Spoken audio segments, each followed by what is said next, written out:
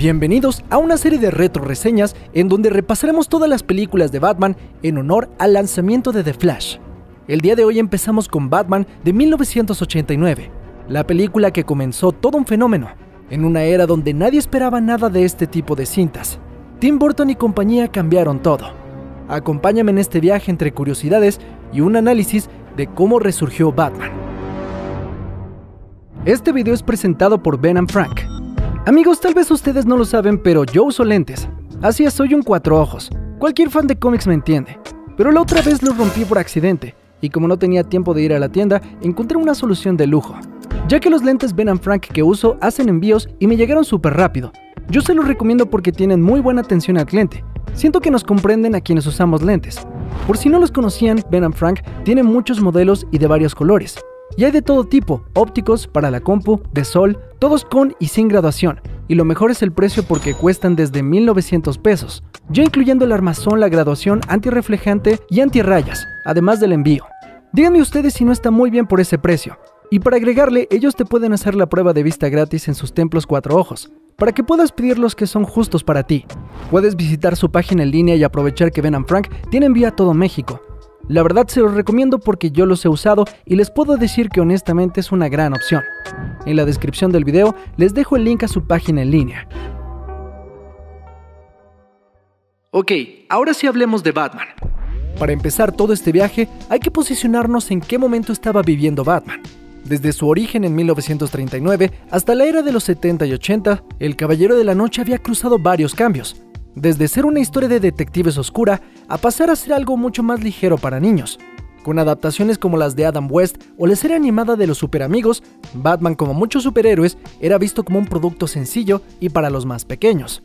En este camino llegó el productor Michael E. Uslan, quien había comprado los derechos del personaje junto con el productor Benjamin Melniker. Sin embargo, para su sorpresa, nadie en Hollywood quería hacer una cinta de este personaje. Después de ser rechazados por incontables estudios, Warner, quien era dueño de DC Comics, decidió que era un desperdicio que alguien más hiciera una adaptación de una propiedad tan importante para la compañía. Y así como años atrás Superman del director Richard Donner provocó un fenómeno, Warner se encaminó en recapturar algo de esa magia. Pero el gran cambio en todo es que Michael E. Uslan quería adaptar a Batman con el tono que originalmente se concibió al personaje, oscuro y serio, una historia de detectives. La idea parecía perfecta, pero aún necesitaban a un director que pudiera interpretar este concepto. La primera intención fue contratar a un director de terror para imprimir ese sello oscuro. Wes Craven, director de Pesadilla en la calle del infierno, y Ivan Reitman, de Ghostbusters, fueron algunas de las opciones que tuvo el estudio. Incluso con Reitman pensando en Bill Murray para el rol de Bruce Wayne, y Eddie Murphy como Robin, aunque el destino tenía otro camino para este proyecto. Finalmente el elegido fue Tim Burton, quien era un director que apenas despuntaba por sus dos películas, Pee-wee's Big Adventure y Beetlejuice. Sobre todo con esta última se notaba que además de talento, Tim Burton tenía algo que le serviría mucho para Batman: personalidad. Aunque algo que sorprenderá a varios es que Burton nunca había leído un cómic en su vida, aunque aparentemente en el proceso de crear esta cinta, leyó dos cómics en particular, Dark Knight Returns y Killing Joke. Estos cómics ya han sido referenciados hasta el cansancio, pero para ese punto acababan de ser publicados hace apenas unos años. Cómics que cambiaron no solo el paradigma de Batman y el Joker como personajes, sino en general de los superhéroes y los cómics. Y gracias a Tim Burton también tendrían un impacto en la cultura popular. Habiendo trabajado con Michael Keaton en Beetlejuice, Burton lo seleccionó como Bruce Wayne, un actor hoy en día que es icónico en su rol, pero que en su momento fue tan estúpido como decir que Bill Murray pudo ser Batman. Para el público en general, Michael Keaton era un actor de comedia o de cintas románticas. No era el Michael Keaton que conocemos hoy en día.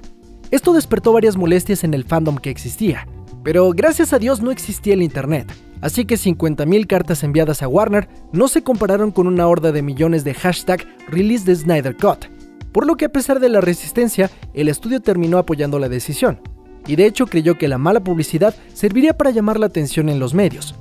Por otro lado, el que sí era favorito de los fans para interpretar al famoso villano Joker era Jack Nicholson, que a diferencia de Keaton tenía una carrera ya establecida y que había trabajado con directores como Roman Polanski, Milos Forman, Stanley Kubrick, entre más. Este era un actor consagrado que no necesitaba salir en una dudosa película de superhéroes, por lo que inicialmente rechazó el papel. El estudio consideró otros actores como Robin Williams, Tim Curry, Ray Liotta y hasta David Bowie para el rol del Guasón. Sin embargo, Warner durante años trató de castear a Nicholson para el rol, por lo que finalmente tuvieron que dar a torcer el brazo un poco, dándole un porcentaje de la taquilla, algo que a la larga, según reportes, le dio una fortuna a Nicholson de $90 millones. Pero no nos adelantemos, porque después de todo este preámbulo, es momento de hablar de lleno de la mencionada cinta. Quizá para empezar a hablar de la película, pueda contarles mi experiencia como niño viendo esta cinta. Si bien nací años después del estreno, esta película seguía siendo novedosa cuando yo era niño, y verla era como entrar en un mundo completamente ajeno a lo que se veía en general en las películas. Desde el intro se sentía que estabas viendo algo importante. El score de Danny Elfman te transportaba a un mundo que era una fantasía torcida. De otros adultos podías escuchar que la cinta era violenta, pero aún así era algo que los niños podían ver y emocionarse. Creo que por eso hasta el día de hoy Tim Burton sigue siendo tan amado, porque le mostró a las audiencias su mundo torcido, pero que era muy atractivo. La interpretación de Gotham City me sigue pareciendo una de las más icónicas hasta hoy, donde los diseñadores intentaron hacer algo que contrastara totalmente con Metrópolis, una ciudad que se agolpaba entre edificios y que estaba reinada por el crimen. Durante la primera secuencia, observamos una Gotham que era más similar a la Nueva York de esa época, envuelta en crimen y miseria, donde una familia se aleja de las pobladas calles para adentrarse a una serie de callejones. Si tú eres fan de Batman, podrías intuir que lo que vas a ver a continuación es el origen de Bruce Wayne. Sin embargo, este es un eco simplemente que se ha repetido en la ciudad incontables veces. Pero la cinta toma desde un inicio un atajo para no empezar desde cero la aventura del Caballero de la Noche. En cambio, Batman ya es un héroe que tiene tiempo trabajando en Gotham y es como una sombra que cuida la ciudad. Una figura macabra que atormenta a los supersticiosos ladrones. Un hombre que puede sobrevivir a las balas. Con esta breve introducción, Tim Burton logra ejemplificar que Batman es más una idea que simplemente un hombre. Una figura icónica que con música, vestuario y dirección presenta una imagen memorable. I'm Batman. Películas como las de Nolan y la de Matt Reeves utilizarían esta misma presentación a su manera para introducir a sus versiones de Batman. Un fantasma que protege Gotham y que es tan implacable como ningún humano que hayas visto. Más adelante empezamos a ver una adaptación mucho más libre a toda la mitología de Batman y de su mundo. Algo que era bastante común en esos años, ya que Hollywood jamás pensaba que adaptar de manera absolutamente fiel a algo iba a funcionar. Y en cierta manera inicialmente tuvieron razón. La idea de un Joker que venía de la nada y que no tenía explicaciones, quizá para una audiencia de ese entonces hubiera sido demasiado críptico o extraño. La audiencia necesitaba que el Joker tuviera un porqué. En este caso el Joker es originalmente un hombre conocido como Jack Napier, un mafioso que se ve amenazado por Harvey Dent, un político que busca limpiar a Gotham y que junto con Batman está revolucionando la ciudad. Evidentemente Jack Napier no va a permitir que esto siga así, inicialmente lidiando con Harvey Dent, haciendo uso de su astucia como mafioso, sobornando a la policía, la cual en su mayoría está corrompida. Claro, todos excepto James Gordon. Aunque a diferencia de otras versiones más actuales, no tiene una relevancia tan importante como en la saga de Nolan o de Matt Reeves, y más bien es una versión medio desgarbada. Incluso el físico del actor Pat Hingle está totalmente fuera de forma en contraposición a versiones más recientes, algo que quizá era más parecido al Gordon de Adam West, interpretado por Neil Hamilton. Gordon podría ser uno de los puntos medio flojos de esta saga de Burton, porque jamás termina siendo un personaje tan destacado y que en el mito de Batman sí es un elemento tan esencial como Robin o Alfred. En el caso de Harvey Dent, tenemos la primera inclusión forzada según los tuiteros, pero como les digo, esto es 1989 y Twitter no existía. Así que nadie se quejó de que Lando Calrissian, alias Billy Dee Williams, interpretara esta versión de Harvey Dent, que igual que Gordon en esta cinta, carece aún de ese punch en el personaje que ha demostrado en otras adaptaciones. Eventualmente fue recasteado por Tommy Lee Jones sin que nadie realmente se inmutara. Hablando de Alfred, quizá la presentación en esta cinta es bastante tibia, pero a diferencia de los otros dos, creo que sí se muestra como un aliado de Batman que también funge como una figura paterna. De todos, creo que este es el personaje que más desarrollo tendrá en toda la saga antigua de Batman. En cualquier caso, lo que quizás sorprende del inicio de la cinta es que Burton trata de situarnos primero en Gotham y cómo es que la ciudad se maneja entre la corrupción, todo antes de presentarnos de manera consistente a Bruce Wayne o a Batman.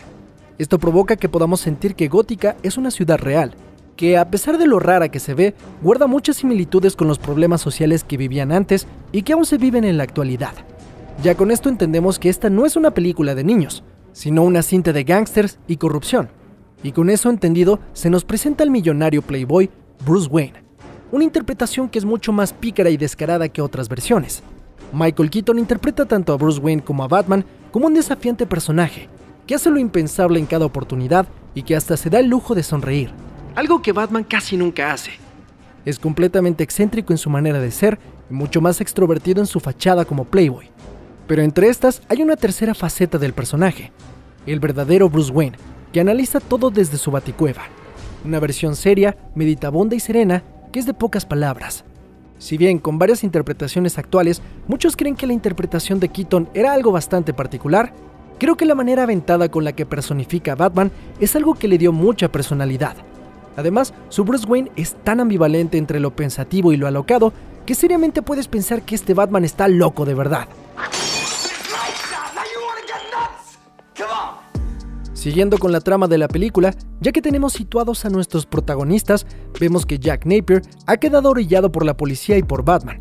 Y aquí tenemos una interpretación libre a Killing Joke, en donde Batman llega a confrontar a Jack y sin quererlo termina transformando a este hombre en el Joker. Una disyuntiva que claro ha cimentado no solo la enemistad entre el Guasón y Batman, sino que ha provocado la contradicción de que este héroe termina creando sus propios villanos. Aunque el gran cambio en esta cinta es que Jack Napier termina creando primero a Batman, lo que nos da un ligero giro a la premisa. Batman no forma a sus villanos, es Gotham a final de cuentas quien termina creando a todos sus personajes. En cuanto a este recuento del origen del Joker, creo que fue un acierto haber tomado a Killing Joke como la base, pues Alan Moore entendió perfectamente la dualidad entre Batman y Joker, y aunque no me fascina en este caso que se cree demasiado background al Joker, haciéndolo un mafioso medio X, y hasta haciéndolo culpable de la muerte de los padres de Bruce, me parece que todos esos añadidos más que aportarle terminan restándole un poco al mito del personaje. En los cómics siempre me ha gustado la inespecificidad al origen del Joker, y creo que por ejemplo adaptaciones como la de Joaquín Phoenix demuestran que aún contando el origen del Guasón, puedes dejar un espacio a la duda, para que finalmente se deje un espacio al misterio que haga que el personaje sea más que humano, más que un simple mafioso. Pero para 1989, esta interpretación del Joker fue absolutamente correcta. Hablando de Nicholson, él ya de por sí es el Joker en la vida real, y claro, esto le da credibilidad al villano. Aún con todo y su sonrisa falsa, terminas aceptándolo. Y creo que lo más importante es que después de su transformación, no simplemente es una caricatura. Esto porque aparte de la interpretación de Nicholson, tenemos varios momentos propios de una cinta de terror. Primero cuando el personaje se descubre la cara de manera sombría, y posteriormente cuando comienza una ola de asesinatos, que sí, tienen su tono cómico en momentos, pero por otros son totalmente sórdidos. Algo que Tim Burton le agrega a Batman es que fuera del asunto social y político, cuando va al lado más alocado con los personajes vestidos, en vez de tomárselos a la ligera, los envuelve de seriedad. Realmente toma en serio a los personajes y algo que antes era burdo con Adam West, Burton lo eleva para que Batman o el Joker puedan ser parte de una realidad. Sí, quizás una realidad fantasiosa, pero para la filmografía de Burton encaja perfecto en sus mundos. Mundos que podrían ser sueños o pesadillas, o quizá interpretaciones torcidas de la realidad, que en pantalla hacen todo el sentido. Mientras Joker comienza su ascenso como un capo loco, Bruce comienza a tener una relación con la periodista Vicky Vale, mostrándonos el lado más humano de Bruce, y sobre todo dándonos un motor a la historia. Porque fuera de que Batman quiere acabar con el crimen en Gotham, y el cariño que le pueda tener a Alfred, Bruce no tiene motivaciones que lo arrastren a la trama. Vicky se vuelve la damisela en peligro que el Joker termina raptando para llamar su atención. Algo que quizá demuestra la ingenuidad de Bruce en sus primeros años como Batman, pero también su lado humano. Situación que me recuerda a la película animada La Máscara del Fantasma, que se nutre bastante de la cinta de Tim Burton. En esta justamente tenemos a Batman que comenzando su cruzada contra el crimen termina enamorándose, algo que demuestra ser su talón de Aquiles. Eventualmente Bruce aprendería que tendría que definitivamente renunciar a su propia vida para ser el protector de Gotham, pues cualquier eslabón lo podría poner en peligro a él y a todos a su alrededor. Una maldición que perturbaría al personaje durante toda su carrera. Con este concepto, sin duda, los momentos más interesantes de la película son cuando Bruce Wayne está de civil y se encuentra de frente contra el Joker o contra sus secuaces. Como espectador, tú sabes que él es Batman y que podría detener todo esto en un segundo. Pero con la necesidad de guardar su identidad secreta, se crean momentos de tensión interesantes. Dado que como sabemos que Jack Napier fue el mismo hombre que asesinó a sus padres, esto también le da una vinculación interesante durante la cinta. Y te da momentos como de, esta mierda se va a prender, hijo. Otro factor que me agrada de la cinta es que a pesar de ser sombría, se da momentos para ser graciosa y alocada. Por ejemplo, uno de los momentos que más me encantan es cuando el Joker envenena los cosméticos en Gotham. Y dado que varias personas empiezan a fallecer, los presentadores de noticias en la TV salen todos madreados a cuadro por no poder usar maquillaje. Otro elemento que considero fue bastante aventurado en su momento fue que como parte del soundtrack se contrató a Prince para hacer algunas canciones exclusivas para el filme. El disco tiene 9 canciones, y la verdad para mí no empatan con nada en el tono de la cinta. Pero oye, un disco de Prince y de Batman, yo estoy dentro. En general las canciones tienen un beat bastante movido, y uno de estos temas los podemos escuchar cuando el Joker se pone a vandalizar una galería de arte. Esta secuencia sigue siendo de mis favoritas. Simplemente soltaron a Nicholson en el set y está haciendo un desmadre con Prince de fondo. Y pues es eso justo lo que puedes esperar: Prince, Nicholson y el Joker. Estos momentos nos demuestran que Nicholson tomó bastante de la interpretación de César Romero, Joker de Adam West, no tomándose en serio todo el tiempo, pero sabiendo cuándo meter el acelerador para torcer los chistes hacia lo sórdido. Do I look like I'm joking? She's a living work of art. Claro que hoy en día hacer a Vicky Vale la damisela en peligro estaría vetado en Hollywood, pero eran los 80s y Kim Basinger estaba sexy, y sí gritaba cada 2 escenas, pero ¿qué les digo?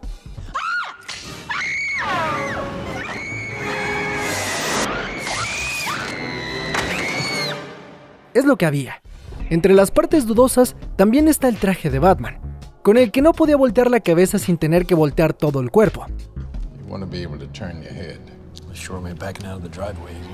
Probablemente no es la versión más atlética del Caballero de la Noche, pero lo que sí es que era imponente.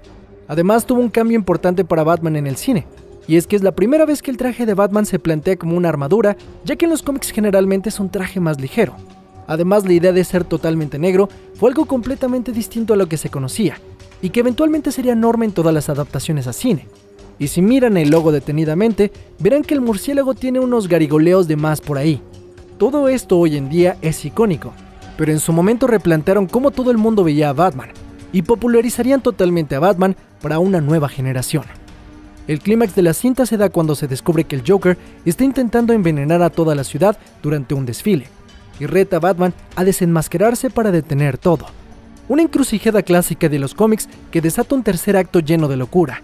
Durante el desfile llega Batman para detener a Joker, pero durante este enfrentamiento lo vemos rompiendo una regla que en los cómics jamás rompe, ya que en la película en más de una ocasión termina matando a sus rivales. Creo que esto se debe en parte a que Tim Burton no lee cómics, y probablemente ni siquiera sabía que Batman no mataba, pero creo que lo que sí aporta es que nuevamente hace que la película se sienta más en serio, pues en la resolución última, Batman termina enfrentando al Joker cara a cara en la cima de un edificio, y cuando en otras versiones Bruce hubiera arrestado al Joker, en esta versión Batman termina provocando la muerte del Joker, y en esta versión Bruce no tiene ningún remordimiento al respecto, creando una versión diferente de Batman, como ya he comentado, que se siente más real y concisa con este mundo. Vamos, hasta Bob Kane, co-creador de Batman, comentaba que sentía que era ilógico que Batman dejara escapar a sus rivales, pues lo harían parecer que era malo como protector de la ciudad. Y de hecho, si revisitamos la primera aparición de Batman, veremos que el Caballero de la Noche se acababa con sus enemigos de una, algo que terminaría cambiando con los años.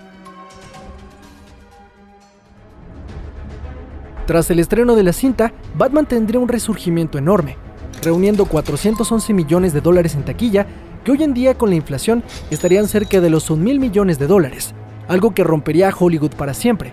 En primera instancia posicionando a Tim Burton como uno de los directores más importantes de los próximos años, demostrando que la personalidad y lo entre comillas raro podría ser atractivo para las audiencias.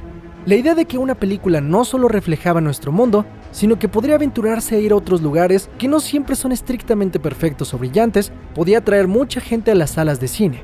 Quizá con inspiración en cintas como Brasil de Terry Gilliam, pudimos vislumbrar que Hollywood se animó a tomar nuevos personajes y conceptos sin miedo. Y por su lado Batman se convirtió en un fenómeno, abarrotando cines y creando un montón de merchandising que le generó millones de dólares a Warner. La película a su vez desató la creación de la serie animada que, inspirada en estos mismos preceptos, evolucionó a la animación comercial, dándole más libertad a los creativos y creando narrativas más complejas. En general, si bien hoy en día puede parecer muy obvia o anticuada la cinta, creo que en su momento fue un parteaguas innovador que cimentó en el imaginario colectivo cómo debía ser Batman y el Joker. Michael Keaton y Jack Nicholson se tomaron en serio su rol para darnos interpretaciones icónicas. Para un fan, es como si los cómics hubieran cobrado vida de manera muy honesta y entretenida. La trama tiene sus giros que aún pueden sorprender a audiencias hoy en día, y la estética visual de la cinta es simplemente atrapante, y además tiene un score icónico. Tomándose en serio pero no olvidando que es una cinta de cómics, Marvel y todas las cintas de DC como Joker o Dark Knight o de Batman le deben todo a esta película de 1989. Un blockbuster que sigue siendo sumamente atractivo y enigmático. Y bien, eso es todo por hoy. Acompáñame en la siguiente ocasión para hablar sobre Batman Returns y cómo la oscuridad de esa cinta espantó tanto a audiencias como al estudio e inversionistas. No dejes de suscribirte de Top Comics para seguir con estas retro reseñas de Batman. Yo soy Mr. X, nos vemos en la próxima.